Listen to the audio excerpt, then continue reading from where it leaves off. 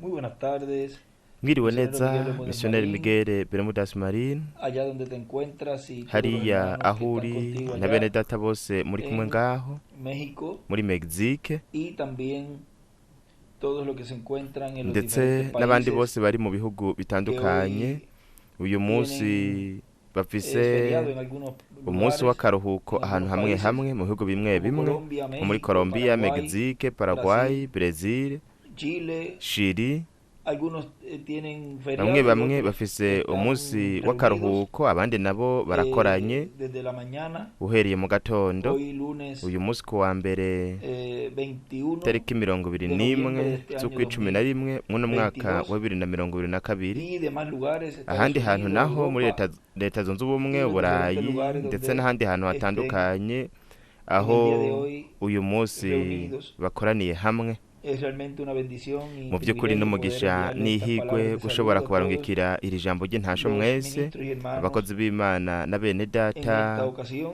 muri kano kanya, Agradecido a Dios nkengurukira por todo Imana lo que Dios nos ha dado kubw'ibintu byose Imana en este yaduhaye tiempo final, muri iki gihe ca nyuma, lo cual hemos estado viendo ari byo todo twamye el tugenda programa que Dios turabona umugambi w'Imana desde antes de la wose, fundación del mundo uwo uhereye ha ku visi destinado itararemwa, para uwo este tiempo en el cual yageneye kino nosotros gihe, estamos yateguriye viviendo, kino gihe twebwe turiko turabamwo. en el cumplimiento de la Mu primera venida del gushitswa Señor. kukuza kwa mbere k'umwami Envió yarungitse a su poderoso arcángel umumarayika Gabriel w'inkomezi para Gaburiyeli anunciar kugira la ngo primera venida, atangaze ukuza kwa y el mbere. hermano Branham Kandi nos mwenda dice, Aburahamu aratubwira Gabriel ati anunció Gaburiyeli la primera yatangaje venida del Señor, ukuza kwa mbere k'umwami, anunciará, azotangaza, tocará azovuza inzamba y para la segunda mu venida del kuza Señor. kwa kabiri k'umwami. O sea, Ni que todo ukuvuga lo que ha estado ocurriendo en ibintu este tiempo byose final byamye bigenda biraba es muri kino gihe paralelo ca nyuma, al tiempo byose de la birabangikanye, primera birasa venida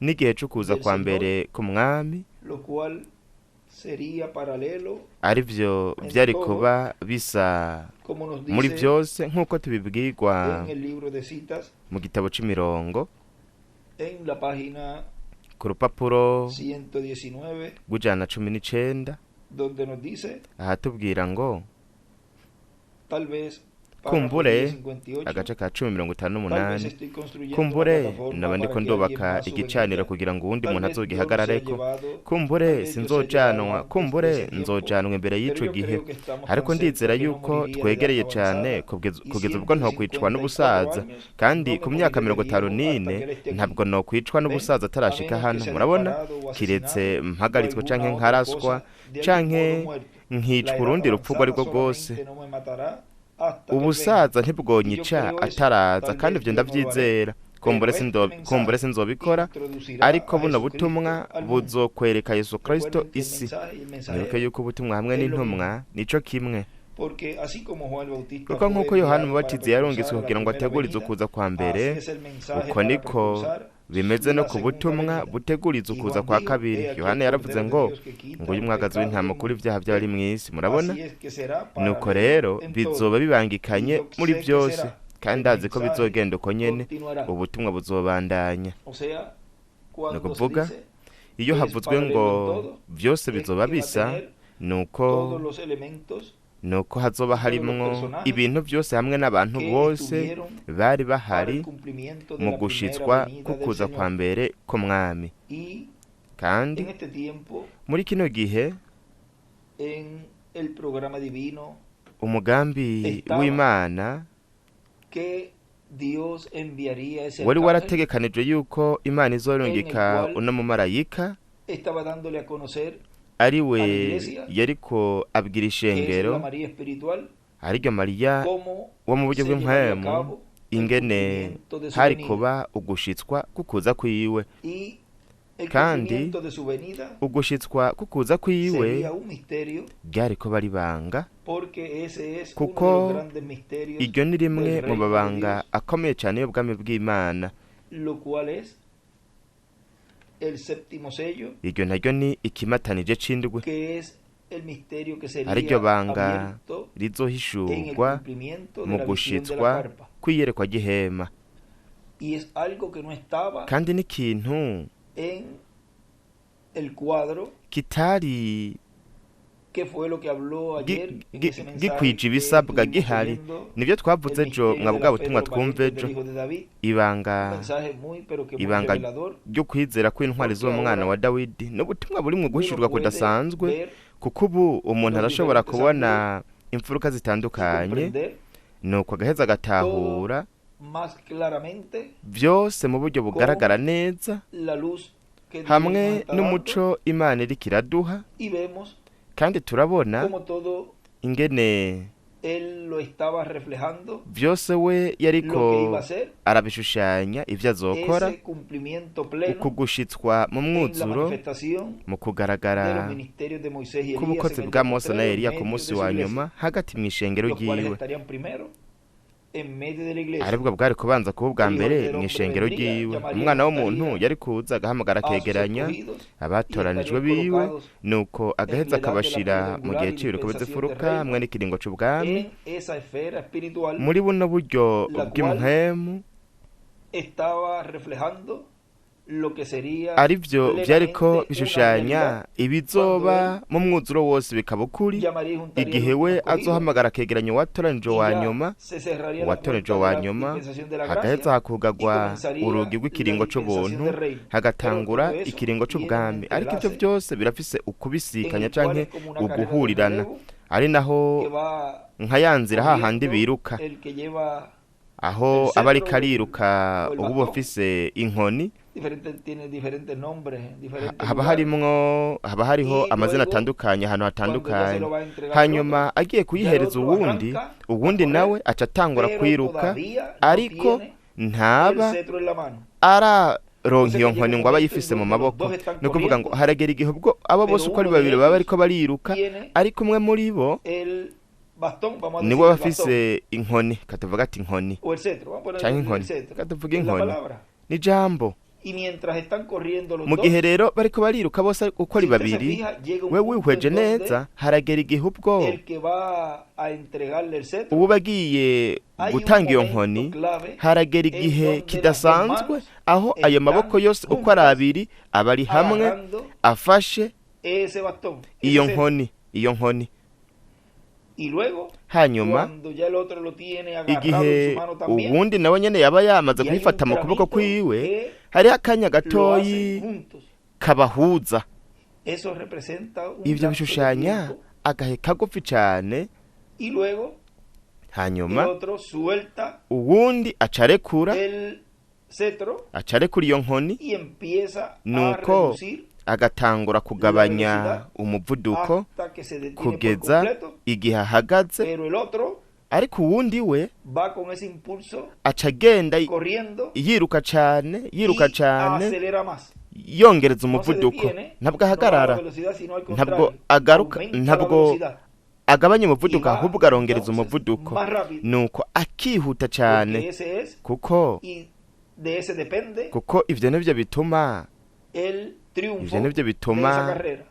anesha agashika ubwa mbere uwa nyuma kandi ivyo nivyo bituma baronka intsinzi kuri uwo mugwi Es wose ese que está con los pies en la tierra, nuwo aba afise aba Ese yashize que amaguru está hasi uwo pisando, aba ariko y que arahonyora cada paso que da kandi buri ntambuko yose es ateye un paso ni intambuko adelantado y imwegeza adelantándose imbere hacia la victoria, imwegeza imbere imwerekeza ku que son ntsinzi esos pies ayo maguru nayo que en el día postrero ku munsi wa nyuma están sobre la tierra, nayo azoba ari ku esos isi pies ayo maguru bronce, maguru que son de y'umuringa ariyo y'urubanza los cuales amaguru estarán y'urubanza canke y'ibihano impartiendo ariyo azoba ariko ese poder y autoridad aratanga buno bubasha sobre n'ubutware la naturaleza, ku vyaremwe canke sobre ibidukikije todo ser vivo ku kiremwa kizima y cose sobre toda cosa, ndetse no ku kintu que cose habla allí en Hebreos capítulo kivugwa 12, hariya mu baheburayo 12 lo cual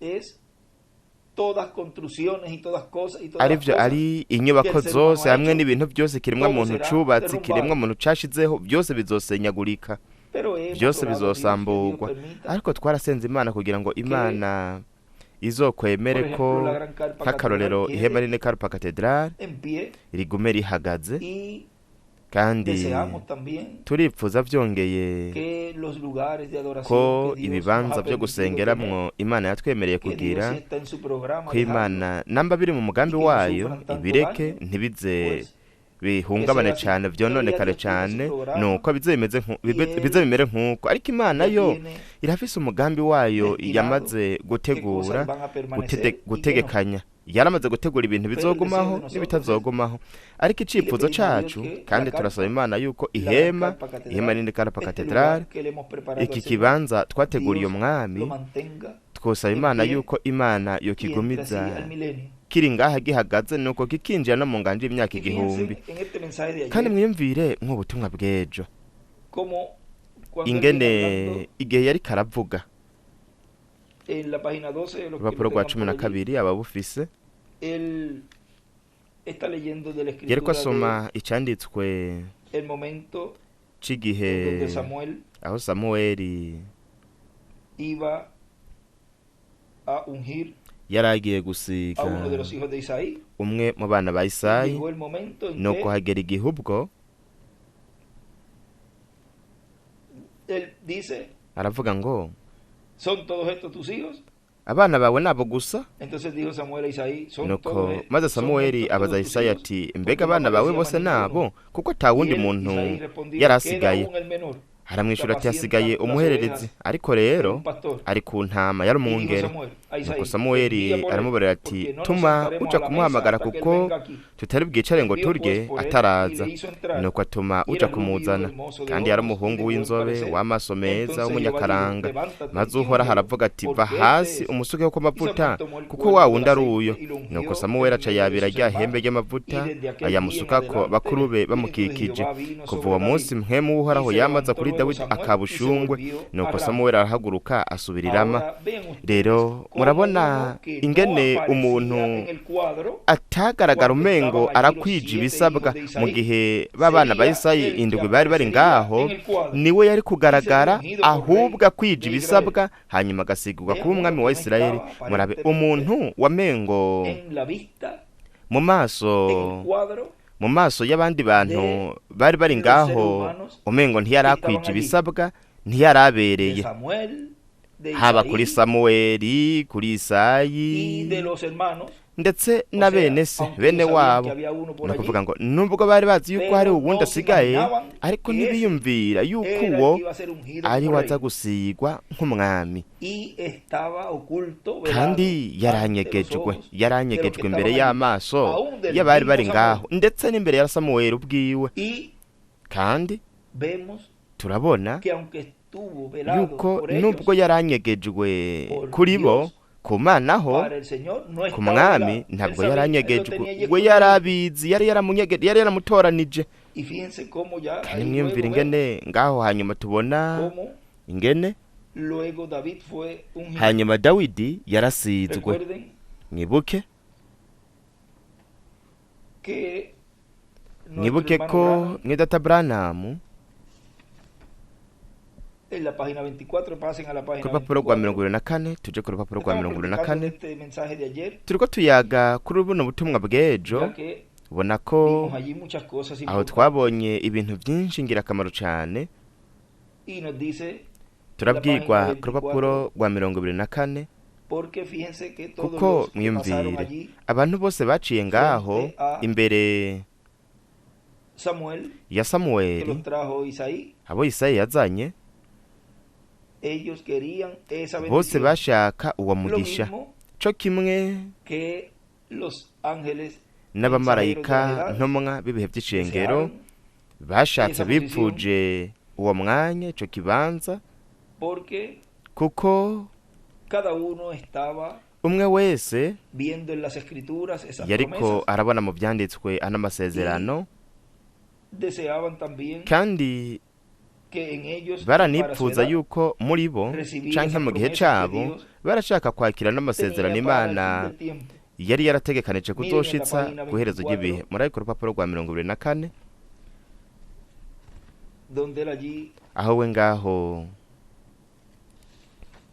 nos dice atubwira el séptimo ángel mensajero en una marayika ocasión ntumwa pensó w'indwi que era igihe él, kimwe yariyumviriye yuko yari we porque kuko mu by'ukuri yarasomye mu ngoma za mbere igice cya kabiri arabona aho arabona yuko havuga yuko Dawidi yari uw'indwi, ndetse byongeye we wihweje mu nshuro zitandukanye mwenda ta William yaravuga mu buryo runaka aho yiyumvira yuko yari we ko ari we azoshitsa mu mubiri wiwe ufadika ujya Imana yamuhaye igihe yari akiri ngaha ku mubumbe w'isi. We yaravuga muzobona mu butumwa bwinshi aho yavuga yuko nyuma yiwe ko atawundi azoza, yuko muri we ko ari wo mwambaro wa nyuma w'umwami, ko muri we ariho hari gushikirizwa isezerano ry'ubu bukozi buriko bukorera mu ihema n'i Katedrale. Nivyo byose ariko wewe uravye mu butumwa bwiwe bwa nyuma aho we yagenda aravuga mu buryo bufoboye, kandi akenshi yarabivuga akabivuga atari mu buryo nk'uko yabivuga bwa mbere, ariko aho yarerekana yuko hazoza uwundi kugira ngo ashitse iryo sezerano. Yaravuga ati kandi mu buzoba igihe kimwe yaravuze ngo mu w'Imana izoba ifise muri ico gihe aho niho hazobera kugaragara. Avuga ahandi hantu ho yabivuga mu bundi buryo, ariko aho we yari yatahuye ko yategerezwa kugenda, ko azoba ari uwundi azoza, uwundi atarakwije n'ibisabwa mbere. Urupapuro rwa 24 yavuga ngaho ngo kandi buri muntu wese icyo arondera ni umugisha w'Imana. Kandi habaye ikintu mu byanditswe icyo we wogumbira kugira ngo uronke umugisha w'Imana, mbega aho niho kigumbira. Nuko rero niko abantu b'Imana bagumbiriye icyo kintu muri kahise, mbega Yakobo niho yagumbiriye umugisha w'ubusamuragwa kugira ngo aronke umugisha w'Imana. Nuko rero Mwidata Branham nawe yari umuntu mwiza cyane, umuntu aciye bugufi, ariko yari umuntu atahura cyane imigisha y'Imana, hamwe n'icibyo bisobanura ku bantu bakiriye iyo migisha y'Imana ayo itegerezwa kuba iri mu byanditswe, ariko uwo mugisha ntiwari uwiwe. Cyo gituma yambwira ngo Benji, utegerezwa kwiraba mu byanditswe, ni wirondere mu byanditswe. Ni kuvuga icyo cyanditswe kivuga mugenzura ibyanditswe, kuko nivyo muvuga ko bifise ubugingo budashira, kandi nivyo binshingira intahe. Reka turondere icyo cyanditswe kugira ngo tugisome nk'uko kiri. Ivyo biri muri bamwe mu butumwa bwiza, reka tubirondere n'ingoga. Murongo wa 39 ubutumwa bwiza bwa Yohana igice cya 5. Mwebwe murasesa mu byanditswe kuko mugira ngo muri byo niho mufise ubugingo budashira, kandi ari byo binshingira intahe, ariko mukanka kuza kuri jewe ngo muronke ubugingo. Murabe, cyo gituma yambwira ngo utegerezwa kwiraba ukibona mu byanditswe. Kandi Mwidata Branham ngaho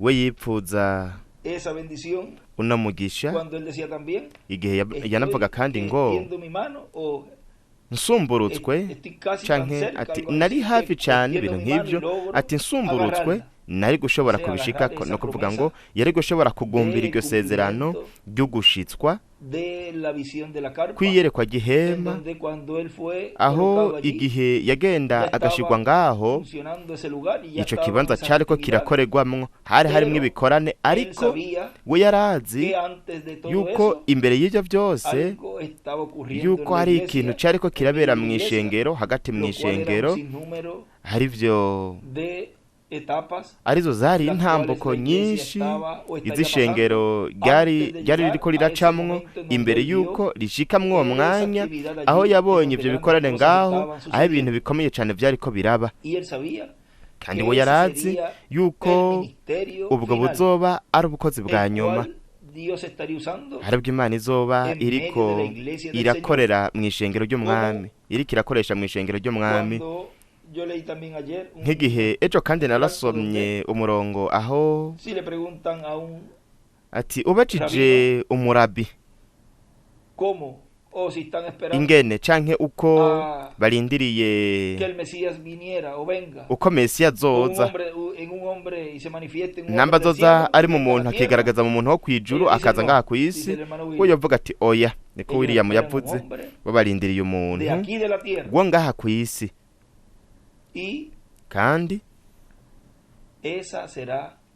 uwo ubwo kuzoba ari ukugaragara kw'Imana hagati mu ishengero ryayo, niko bo babonye ibintu byose Imana izo biriko irakorera mu ishengero bazovuga bati urya niwe twebwe twari turindiriye.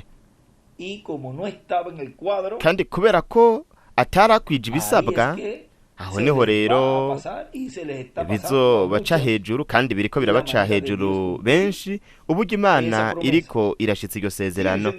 Aba navuga mwenda ata William ngaha ku rupapuro rwa 24 mu gitabo mu butumwa turiko turasoma ibanga ryo kwizera kw'intwari z'umwana wa Dawidi, aravuga ngo birazwi kuno mugisha yagerageje kuwucakira kuwugumya nk'intumwa zose, na Pawulo nawe nyene yagerageje gucakira no mugisha igihe yagerageza guhindukiriza ubwoko bw'Abaheburayo kuri Kristo. Gusa bashobora guhindukiririzwa ubwoko bw'Abaheburayo kuri Kristo mu kugaragara kwa Yesu Kristo muri mpwemu yera biciye mu mubiri w'umuntu ku munsi wa nyuma, aho we yigaragaza nk'intare y'umuryango wa Yuda, nk'umwami w'abami n'uganza abaganza, ndetse n'umwana w'umuntu canke nk'umwana wa Dawidi. Rero mwitegereze, nta numwe mu bamarayika w'intumwa yabaye igikoresho cy'uko kugaragara kwa Yesu Kristo muri mpwemu yera biciye mu mubiri w'umuntu, biciye mu ntumwa mu ishengero ry'umwami Yesu Kristo.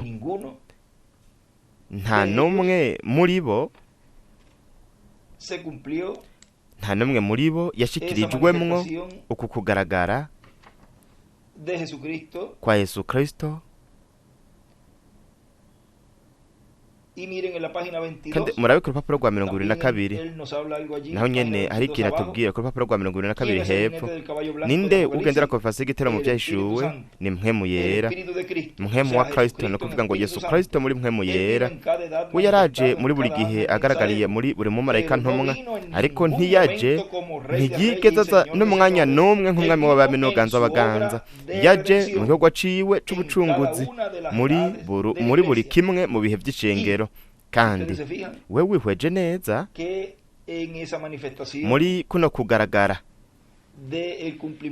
kugushitswa kukuza ko mwami muri ino ntambuko canke kano gace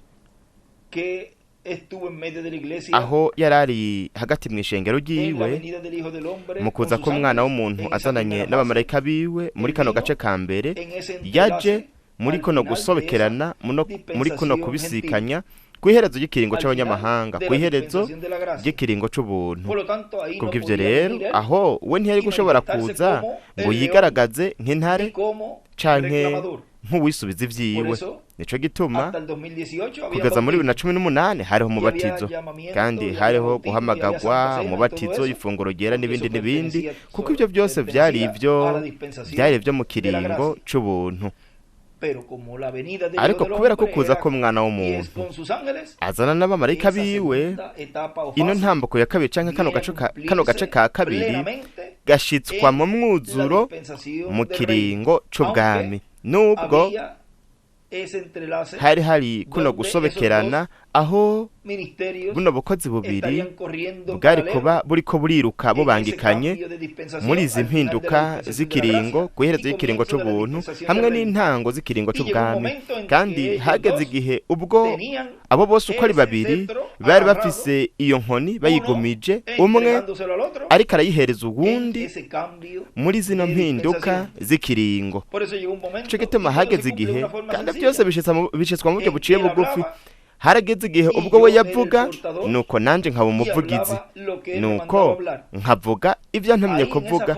Aho mwubwo buryo buciye bugufi Imana yariko irahereza iyo nkota uwundi kandi murabe ingene ibyo byose byariko birashitswa mu buryo buciye bugufi kugeza ubwo abo ku isi y'abanyamahanga ntibabiciye n'ikanda yuko aho hariko harasobekerana kandi ko hariko harasozegwa kino gikorwa c'ubuvugizi mw'ijuru aho we yari kwigaragaza muri mpwemu yera hagati mw'ishengero ryiwe mu bukozi buhwanye no gushitswa kuyerekwa gihema mu bukozi bwa Mose n'ubwa Eliya hamwe n'ubwa Yesu. Ni ukuvuga ni ubukozi Imana yari kuba iriko ikora muri iki gihe ca nyuma, kandi we mu kugira ubukozi bwose ashobora gukora ubukozi yipfuza gukora igihe cyose yipfuje gukora bumwe muri ubwo bukozi, kuko inkingi y'umuriro niyo iri kumwe n'abantu bayo. Kubw'ivyo rero n'Imana ubwayo iyo nyene ubwayo yarahagurutse, kandi iyo nyene niyo yamanutse, iyo nyene ubwayo niyo yatanze igitabo gihesha uburenganzira, kandi nayo iriko irakora igikorwa. Ni ukuvuga yuko Imana niyo iri hagati mw'ihanga ryayo muri mpwemu yera, kandi iyo ni intambuko aho ibintu biba bikomeye cyane, kuko aho haca hatangura ino ntambuko yuko hatazoharigwa ijambo na rimwe ryo kugwanya, haba ukunegura, haba ukuvuga nabi, haba ibintu byose umuntu yokora agwanya igikoresho hamwe n'igikorwa Imana iriko irakora muri kino gihe ca nyuma, kuko ntabwo ari igikorwa c'umuntu, ahubwo ni igikorwa ca mpwemu yera. Ni nk'ubutumwa bumwe, reka tuburondere n'ingoga,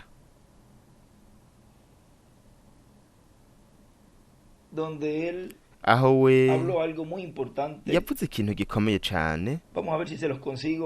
Reka ndabe ko nabutora kugira ngo nabwo nyene ndabusome.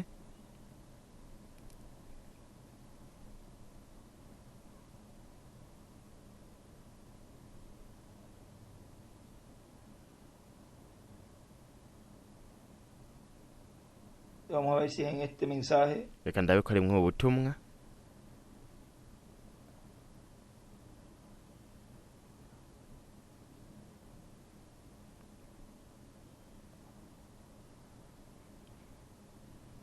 Les voy a conseguir ahora rapidito para que lo tengan. Ndiko ndaburondera nihuse kugira ngo nabwo nyene tubusome. Eso está en el mensaje de la adopción. Ni mu butumwa ukuragwa mu mwuzuro kumusigwa, predicado el 20 de junio. Bwavuze tariki 20 z'ukwa gatandatu muri 2009. Hubo un caso. Hariho igihe aho que nos relata el hermano William. Tubibwirwa na mwendata William, en el cual aho atwereka yuko intumwa y'ikiringo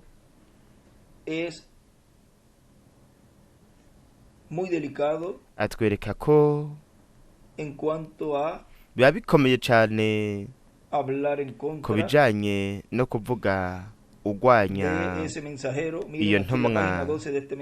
Mureko urupapuro rwa 12 rw'ubwo butumwa, sinzi namba nababwiye itariki bwavuzwe ni ukuragwa k'umusigwa, bwavuze tariki 20 z'ukwa gatandatu muri 2009 muri Sao Paulo, Brazil. Yaravuze ku rupapuro rwa 12.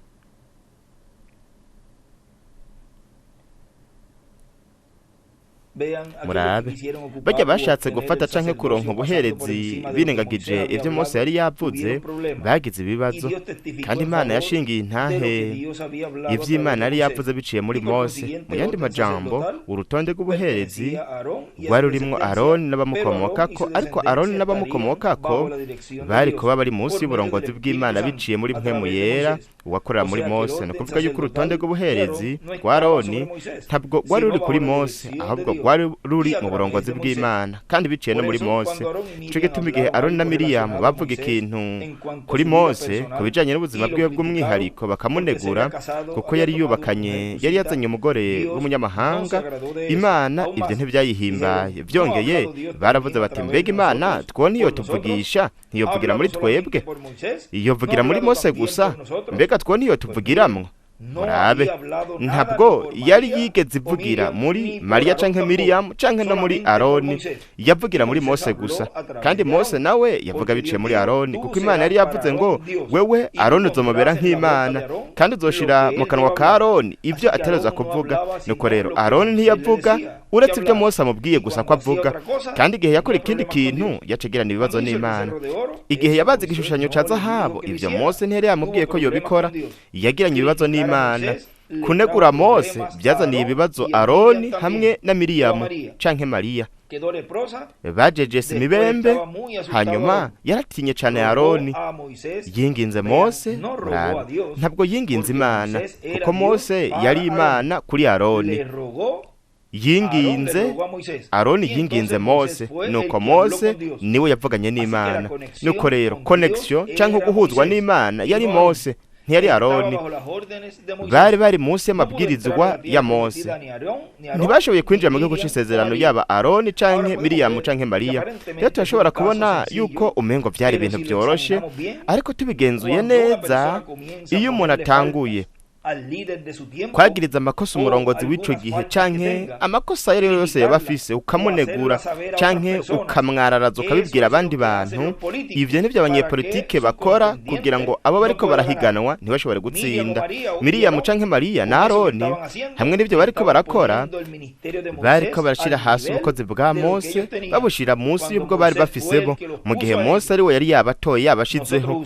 Twebwe hari imvugo dukoresha muri ivyo, kwinjira utarona bibereye par cooptation ugaca ushaka kubigira ivyawe, mu gihe wewe uhaye nk'itongo umuntu kari mutiza kugira ngo abaririmira, hanyuma akaguteza ibibazo, akaja no bucamanza avuga ngo nigiwe kubera ko ari maje gihe kinini, ariko wari mutije, ariko ntabara umwizigirwa. Nuko rero abari karagerageza kugumana ikintu wamutije. Rero Aroni na Miriyamu nubwo batari babizi mu mwuzuro, bariko barakora ico gikorwa nyene basuzugura Mose, bakoresha ivyo bintu byuko Mose yari afise umugore yirabura w'umwirabure w'umunyamahanga kurusha Aroni na Miriyamu. Bariko bakoresha ikibazo cyo mu muryango kugira ngo Mose acangana canke abe munsi yabo, kandi kugira ngo abantu bashobore kwiyumvira ko Imana yo bavugisha. Kubw'ivyo rero ati cari cyo kimwe kumva Mose canke Miriyamu canke Aroni,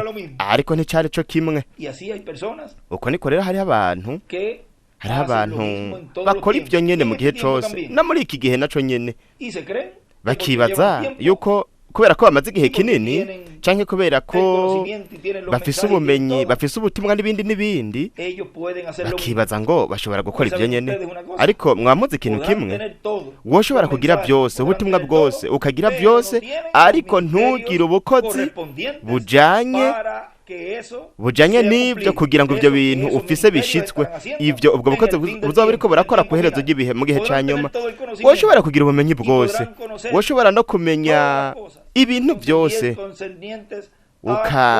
ukamenya ukagenzura n'ingene ibintu byose bitereza gukorwa muri kuno gukorwa gatatu, kugeza aho bashobora kubimenya, kuko ntabwo ari byose byavuzwe, ariko hari ibintu byinshi binyegejwe. Ivyo gusa bizomenywa n'ubukozi bwa Mose na Eliya, kandi nta numwe bazobibwira. Nakuvuga yuko boshobora kugira ubumenyi bwose buhari, bakagerageza kwishira mwaca kibanza nyene, bavuga bati najewe canke najewe, nkuko byabaye kuri Aroni na Miriyamu. Bagerageje gusohora ibyo byose mu maso ya Mose imbere y'abantu kugira ngo abantu babibone, barabe bavuga bati n'abajya nabo nyene barabifise canke nabo nyene barabizi, ariko nta na kimwe bari bazi, kuko mu gutangura ntabwo bafise ubwo bukozi muri bo. Kubw'ivyo rero bazoba bariko bikwegera ibibazo bikomeye cane abakozi b'Imana canke abo bantu bakora ivyo, kuko ni ubukozi bw'ikiringo. kandi muri iki kiringo c'ubwami ico abakubitisha canke ingene bikorwa abakubitisha inkoni y'icuma, baragiza inkoni y'icuma. Nico gituma ari kwirinda cane muri kino gihe turiko turabamwo. Ivyiza umuminisitiri yoshobora gukora, umukozi w'Imana ivyo yokora no kuba mu kibanza akaba yunze ubumwe n'uwo yagumije inkoni, yafashe inkoni, nuko akaba ari muri iryo barabara kugira ngo ashobore gushika ku ntsinzi, nka wa murongo twasomye ejo, akinjiza igori, akarinda uwo muntu, akamukingira uwo muntu atwaye umupira. Ni ukuvuga ngo akamukingira kugira ngo vuba habe izi mpinduka z'ubwami, habe izi mpinduka z'ubwami bw'abanyamahanga buhinduke ubwami bwa Mesiya. Kuko icyo nico twebwe twipfuza, atari kuja kugwana umuntu na mugenzi we, tugwana n'uwo azoba ari karanigana kugira ngo ubwo bwami bushigweho. Mu bwami amwe wese muri twebwe azoganza akaba azoba hari. Mbega ni gute wogwanya uwo muntu azobaho ubwami?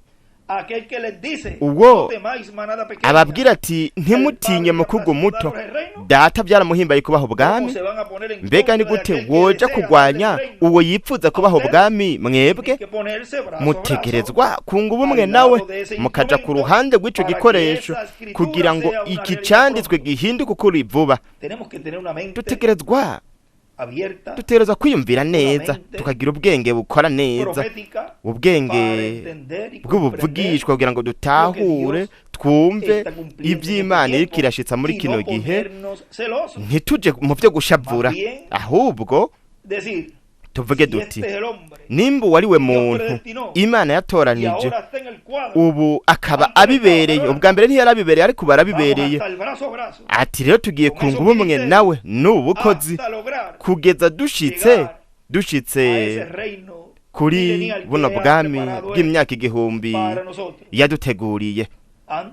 Ubwa mbere turazisezerano rije yuko kuragwa mu mwuzuro kwacu, guhindurwa kwacu, kunyakugwa amazima yo kugwa mwagazi w'intama. Murabe ibintu byose Imana yaduteguriye. Kuko ivyo rero ni gihe cyo guhuza, ni gihe cyo kunga ubumwe, nuko tukamera nk'uko bari bameze hariya mu cumba cyo hejuru barindiriye rya sezerano. Kuko iryo sezerano rizoshitswa hagati mw'ishengero igihe bizoba byose byagiye mu rutonde, igihe hazoba hakuwemwo ibintu byose bitabereye mwa kuno kurobwa kwakozwe, mwuko kwegeranwa kwakozwe. Bano bamarayika buno bukozi nibwo buzokora kuno gutandukanya, kuno gutororokanya, kuno gusora, kugira ngo Imana ishobore gushitsa isezerano ryo kuragwa mu mwuzuro kwacu. Nyumvire bo hariya, nubwo no mu bigishwa nyene Yesu yarabitandukanije ko aduga hejuru ku musozi guhindurirwako ajanye na batatu bonyene muri bo, ndetse byongeye yaritandukanije n'abandi kugira ngo aragwe mu mwuzuro. Na Yesu bwiwe vyabaye ngombwa ko yitandukanya nabo na bamwe muri bo. Murabona ivyo byose bicushanya muri iki gihe ca nyuma, uku gutandukanywa, uku gusora, uku gutororokanya gutegerezwa kuhaba kugira ngo jewe nawe turagwe mu mwuzuro. Abananya kuvuga ku rwa 22 aho twari twagarukirije mu butumwa ibanga ryo kwizera, aravuga ngo kandi ku munsi wa nyuma ni ikintu gikomeye cyane nico kizoba kiriko kiraba, aho ugendera konferansi y'igitero mu vyahishuwe, hari wari mpwemu yera ahazoza yambaye umubiri, no kuvuga ngo agaragare mu mubiri w'umuntu nk'umwami w'abami hamwe n'uganza abaganza. Nta gihe na kimwe yigeze azamwo ari nk'umwami w'abami, yaje nk'intare. Nta gihe na kimwe yigeze aza ari nk'intare, aho yaje nk'umwagazi w'intama. Kandi muri aka gace canke muri no ntambuko y'ukuza kwiwe hari kugaragara uyu wa nyuma, hari nawe atarabibereye, ari we atarahagarariye, atararongoye umugeni, nubwo yari ngaho hagati muri bo, ariko yaranyegejwe. imana yari yaramunyegeje kugira ngo bityo ntihaze haduke ukwigana, ntihavure hahaguruka imbere y'igihe abigana ngo bagerageze kwigana. kandi nubwo benshi ndetse hamwe n'ibyo twavuze ibintu byavuzwe, benshi barahagurutse mu bibazo bitandukanye ndetse no mu madini ndetse no muri iki gihe cyacu mwuna mugwi turimwo, biyumvira yuko muri bo ariho habera ugushitswa kwamwe muri ano masezerano. kandi bamwe bamwe ntabwo batahura yuko baba abantu bifondera ibintu bakifondera ibintu. toya jewe nuko narinzi yuko byari ibi na biriya, nuko rero baba bariko baramera nk'abajya abantu bifondera ibintu, abatomboza baba barabiguyeko, niko twabivuga. igihe Imana muri buri gihe na buri kiringo, buri gihe yama ifise intumwa iyo ishikirizamwo igikorwa mu bantu b'ico gihe. kandi uwo Imana yari yarabitse yaranyegeje hariya yari kwaragira intama, niwe ababenyamini, niwe abo wa nyuma. mu gihe we inshuro nyinshi yavuga ngo hamwe n'uno mumarayika w'umwami Yesu Kristo ati niwe wa nyuma. kandi wewe ubiravye mu mfuruka zitandukanye, ubwa mbere yumvira yuko ari muri we, hanyuma Imana yarejeje irabimwereka neza, ariko ntiyigeze avuga byose kuko yaravuze ati ibi ntavyo twavuga kuko hoca haduka bigana. byari ibintu vyiganwa, murabona. kandi ivyo buri gihe yarabinyegeza kugira ngo ntihabe ukwigana. yavuga ngo hanyuma y'uwo nta wundi azoza, kuko kandi byongeye ivyo nuko bimeze. hanyuma y'uwo wa nyuma ari waramuvugishwa w'ikiringo ari we. mu gihe ca Mose we yategereje kugenda muvugishwa w'ikiringo, ariko mwiyumvire igihe kimwe yanditse ngo Mose nk'uwa mbere, acagira Yosuwa nk'ubukozi bwa kabiri bwa Mose. ni ukuvuga ngo yari kwamugira nk'intumwa y'ikiringo, kuko uwinjiza abantu mu gihugu gishasha c'umubiri musha ni intumwa y'ikiringo. kubw'ivyo rero ubukozi bwiwe butegerezwa kuba buri kw'isi buriko burakora.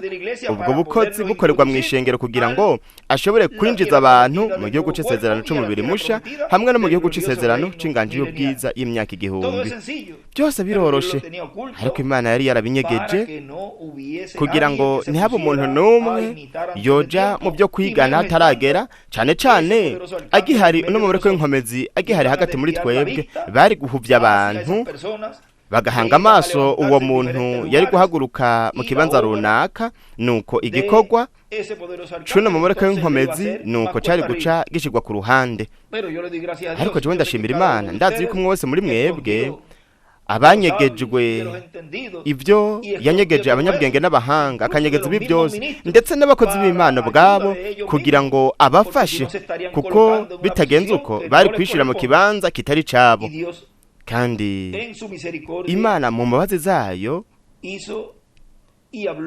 yakoze avuga ibyo yavuze biciye muri marayika w'umwami Yesu Kristo w'uriya musozi Santiago muri ubu buryo, kugira ngo ntihagire umuntu n'umwe yikwegereye ibyago byo kwigana, yishira mu kaga ko kwigana.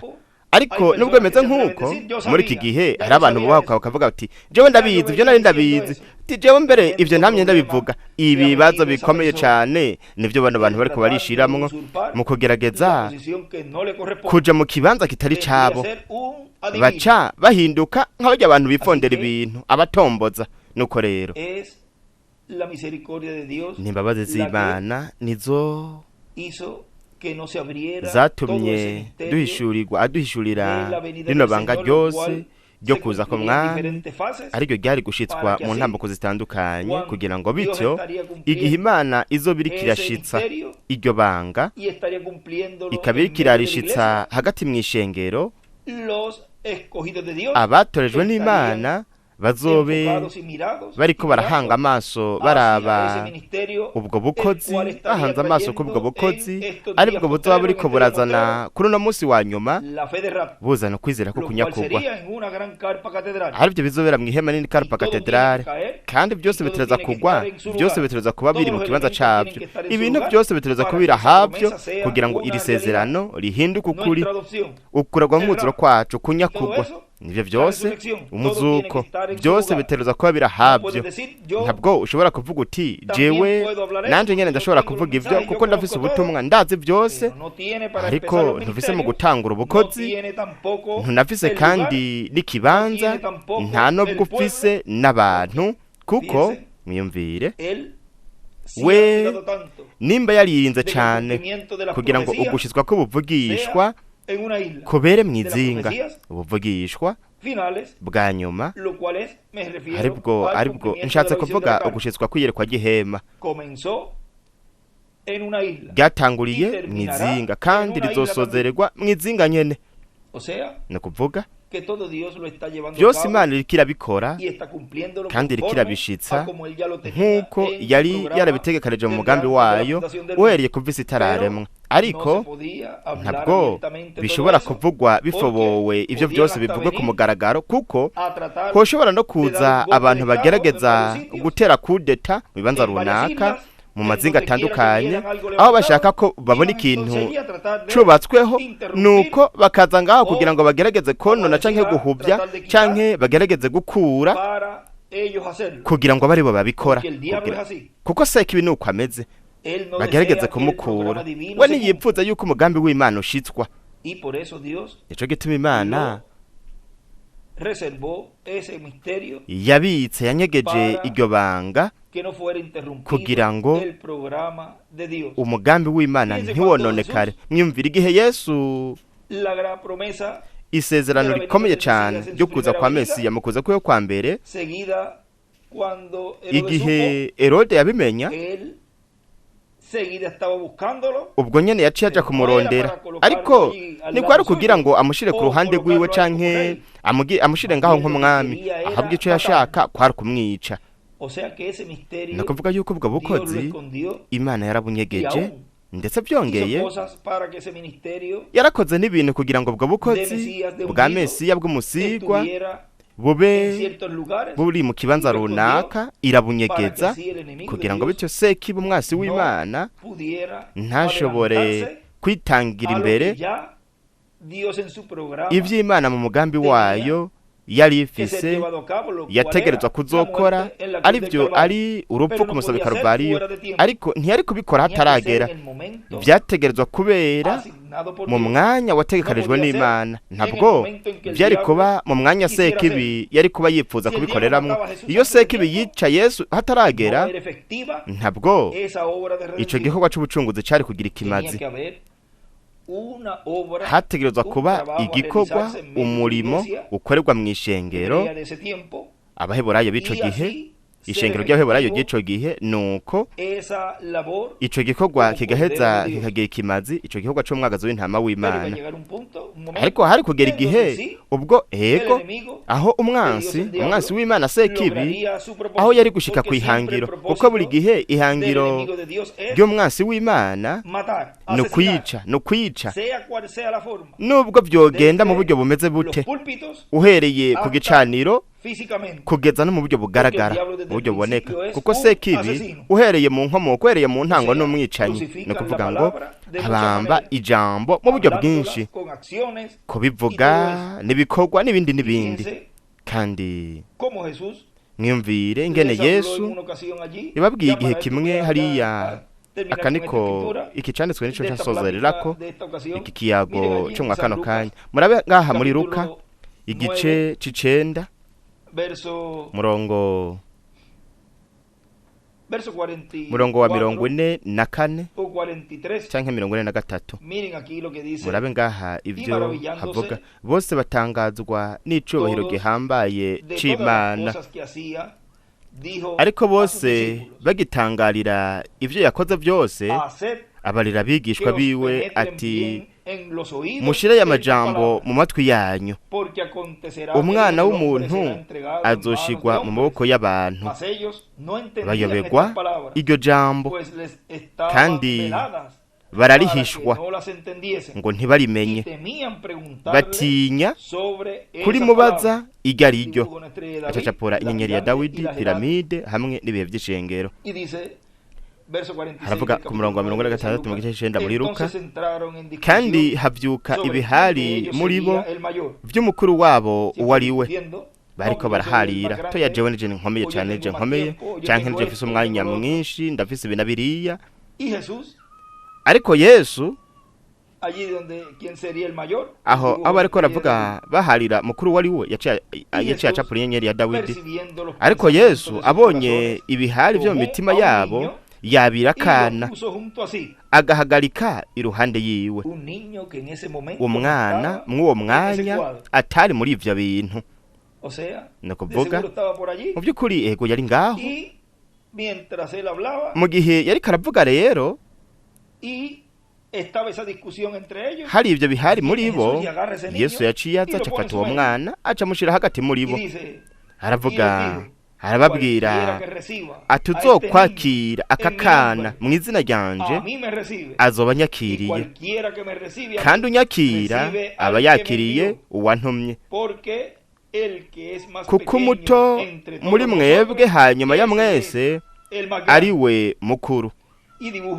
Acacapura ibuye rikomeze furuka n'ibihe by'ishengero n'akarongo kerekeza mu gihe cy'ibirikoze furuka, yandika ngo uwanyuma Benyamini w'abamarayika umuvugishwa.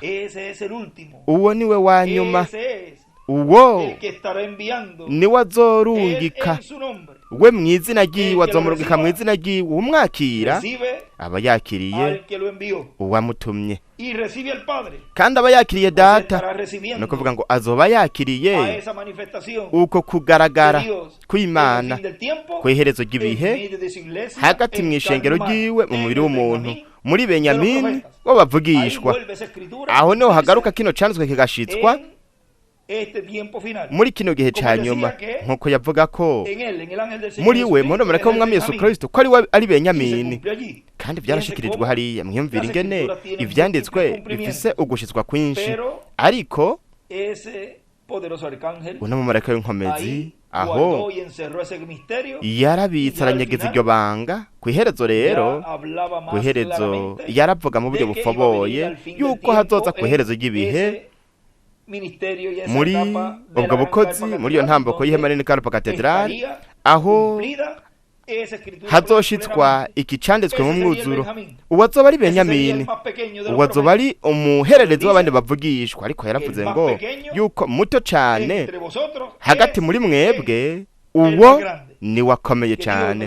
Ese Imana yabandanya kudufasha, itwungura ubwenge, iduhishurira ivyanditswe kugira ngo dutahure ibanga ryo kuza kwa kabiri ko mwami azananye n'abamarayika biwe, ukuza ko mwana w'umuntu azananye n'abamarayika biwe muri kino gihe ca nyuma, muri kano gace, muri ino ntambuko.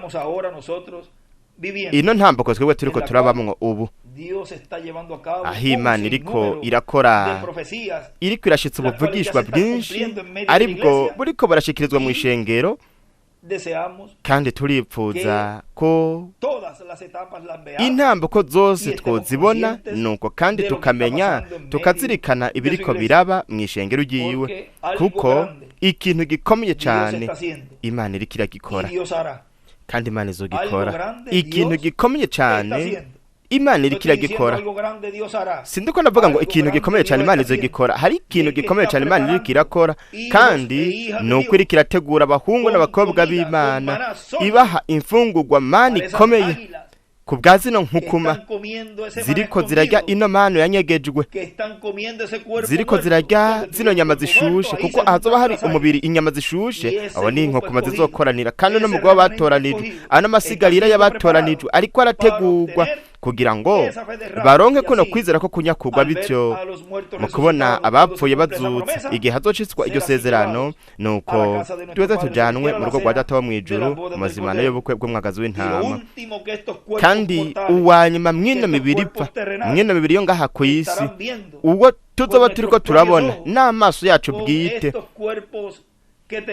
tucambaye n'imibiri dufise ubu azoba ari uno mushitsi uyu muntu azotugendera uno mushitsi azogaragarira hagati mu ishengero mugeni kuko uno mushitsi ni wacu kandi uwanyuma tuzobona umwe wese muri twebwe ikintu ca kimarayika ikintu kivuye ku Mana ikintu c'Imana ikintu kivuye mu bundi buringanire tukiri mwina mibiri ni kuno kugaragara k'uburinganire bwa gatandatu no kuvuga ko Imana izokwemera yuko vya bindi Branham yumva akiri mu mubiri ufatika w'inyama igihe yabona ujya mu marayika iryo joro ryose amuhishurira ibanga ry'ibimatanijwe kandi yariko aramuhishurira ibintu amayerekwa menshi igihe ijya nkingi y'umuriro yigaragaza mu ncuro zitandukanye ndetse n'igihe aja muri paradizo natwe tuzogira ubwo bunararibonye nyene turi mwino bibiri ipfa kandi tuzoca mw'ubwo bunararibonye kuko twese tuzoba abamesiya bato twese tuzoba abantu basizwe n'ijambo ry'Imana kandi azoba ari ikintu ciza cane tukiri mwina mibiri tuzoshobora kwitegereza tukabona buno buringanire no kuvuga yuko ivyo bizoba ari vyabo bazokwakira kuherezo ry'ibihe baronka ukwizera ko kunyakugwa ari vyo biriko birashikirizwa muri umwe wese muri twebwe muri umwe wese mu batoranijwe bakiriye muri kino gihe ca nyuma uwanyuma Benyamini w'abamarayika muvugishwa kuri jewe ryarihirwe umugisha gushobora kurungika iri jambo ry'intasho kuri mwebwe mwese mukoraniye mu bihugu bitandukanye muri Amerika Latine Karayibe Amerika ya ruguru no mu Burayi naho nyene ese Imana yo bahezagira ese Imana yo barinda kandi mukomeze hasigaye gato ntimugacike intege ngo mucike intege kuba ikintu na kimwe mubandanye mugumbira ijambo mubandanye mugumbira inkingi y'umuriro marayika w'isezerano niwe wenyene azinzira niwe wenyene afise pra kandi niwe azi intambwe ikurikira iyo ariyo niwe azi inzira iyo ariyo kugira ngo atujana dushikane mu gihugu c'isezerano c'umubiri musha nuko rero bene data muri ko muranyumviriza bakoze Imana munyumviriza bana munyumviriza basore abakuze mubandanye mugumbira ijambo mubandanye mugumbira ubutumwa kandi Imana izobaha ingero ari uwakira umuvugishwa mwizera ryo muvugishwa azoronka ingero nk'umuvugishwa imigisha uwo muvugishwa azanye hariyo muri iki gihe ca nyuma ari ukuragwa umwuzuro kwanyu uguhindurwa kwanyu Imana ibahezagire kandi Imana ibarinde mwese.